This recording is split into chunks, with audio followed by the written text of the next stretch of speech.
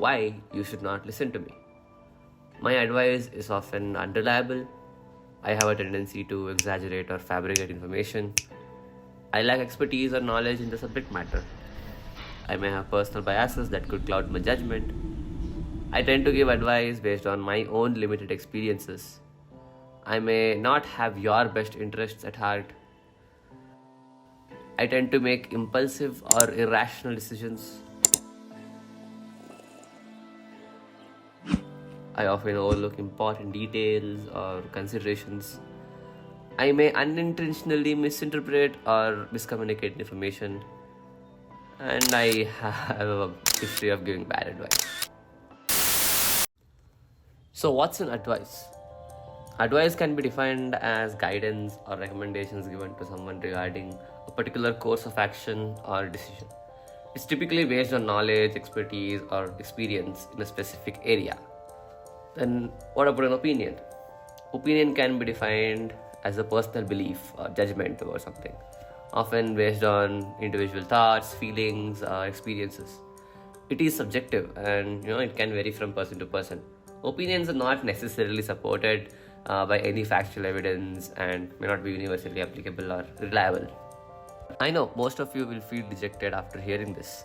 All the content creators, well, at least most of them are putting forward their opinions, and these should not be taken as advice until and unless that they specify whatever is coming out of their mouth is advice.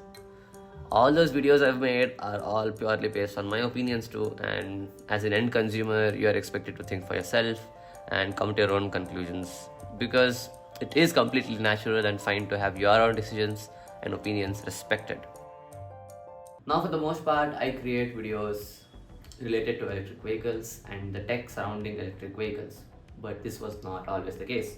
I used to make videos about everything and anything tech, and niching out to EVs has both been a boon and curse to me. A, it limits me to talking about only one kind of technology, and B, you kind of start losing out a lot of audience who likes to watch anything else apart from EVs. Now, does that mean I'm forcing all my viewers to go get an EV? Am I creating a cult?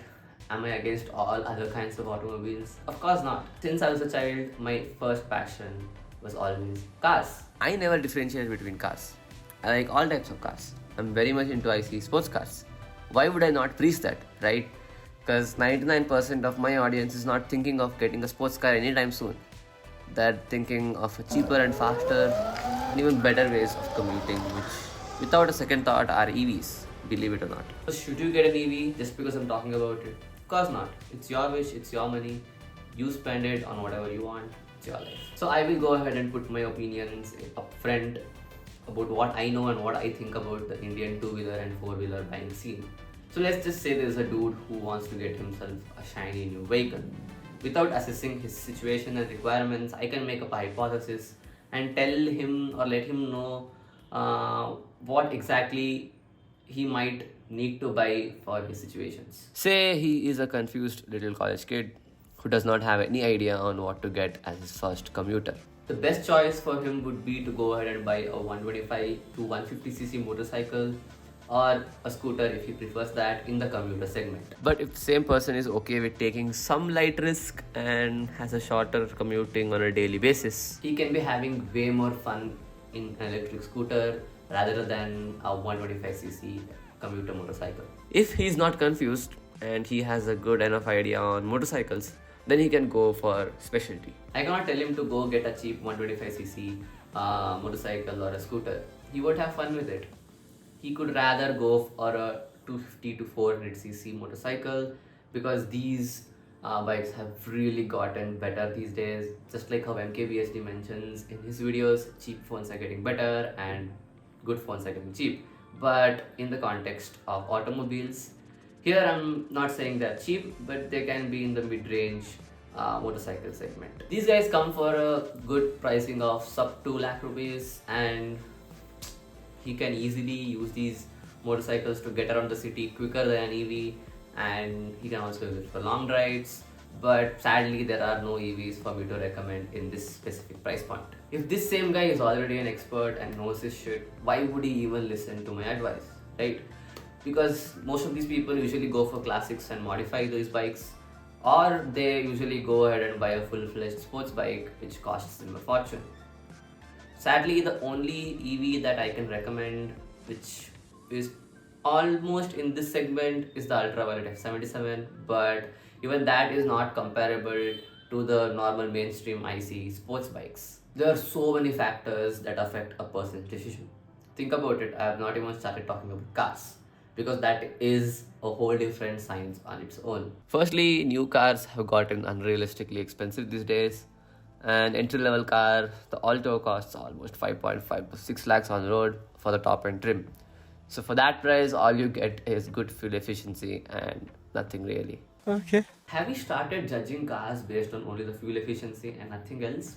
Let me know. But an entry level electric MG Comet is very hard for me to recommend for that price, for what it has to offer, especially when you compare it to an entry level ICE car of the same price. I get why people buy the MG Comet. I get them. The small size, decent range, quickly getting around the city, great. All that is great, which makes it a way better city car when you compare it to the 2023 Alto. The Alto just seems like a way outdated machine for 2023. Just a thought, an electric Alto would make sense in 2023, right? Let me know in the comment sections below. A first time car buyer would probably stick with the price point of 6 to 8 lakhs or even stretch it to 10 lakhs in some cases. What advice would I give them? Firstly, I appreciate the price point. It's a really good price point to stick to, especially in India, because if you go any lower than that price, you are really missing out on a lot of things in a car that you require in 2023. But other than that, I would ask him to look at the performance of the car, the handling of the car, and is the interior spacious enough for whatever, how many other people he wants to occupy in them. And finally, also, I would ask him to look at the fuel efficiency. It shouldn't be bad. At the same time, that's not the only thing that he should be looking at. That would be my opinion. Because I strongly believe that you can pull off a really good fuel efficiency number if you drive sanely. I am able to pull off 22 kilometers to the liter on highway drives and 14 kilometers to the liter in city drives, which is considered pretty decent. The earlier factors that I mentioned, we should not skip on them because that would make or break your car buying experience. If you want a feature-loaded machine with good space and can work with semi-decent fuel efficiency numbers, then you can think of getting yourself some good mid-size SUV or a C-segment sedan. There are really good options for these in the Indian market. But yeah, take your time to understand how the car performs and handles, and the space is good enough inside it or not. Because you'll be spending 20 lakhs plus to buy that car, especially the top level trim, and you don't want to be spending time on thinking about useless waste features. All you should be thinking about is, does the car perform well, is the handling good, does it have good space, and does it have a good safety rating. Other cool features are just add-ons. I don't really need to give any kind of advice to people who take their cars off-road or who take their cars to a track, because they already know their shit, like I said in the motorcycle section, so let's just skip that. But yeah, if you're planning on buying an electric car, then only two cars that you should be looking at in India are the Tata Nexon EV and the XUV 400. Yeah, there is a Tiago EV, but the range is a little bit less, so I wouldn't really recommend it for the price. But yeah, these two cars, the Nexon EV and the XUV 400, are great cars, great city commuters, and you can even take them for shorter long rides, if you know what I mean. But yeah, keep in mind that these cars are expensive to buy upfront, but they will save you a lot of money on fuel and maintenance, and you get the luxury of not visiting a petrol station ever again. Now, of course, I cannot explain everything in detail without showing you a motorcycle or a car, right? But I have tried to put all my opinions up front so that you have an idea on what to prioritize and what to avoid. Let's end this video then. I hope I could clarify a lot of things in this video about why you should not be taking any advice or opinion literally on the internet, on why you should be more smarter than us as viewers. And if you have any feedback for me, let me know in the comment section below. I'd be really happy to read them. If you're not liking the whole video, don't forget to leave a like. If you're new to the channel, don't forget to subscribe to my channel. And as always, this is Pawan signing out.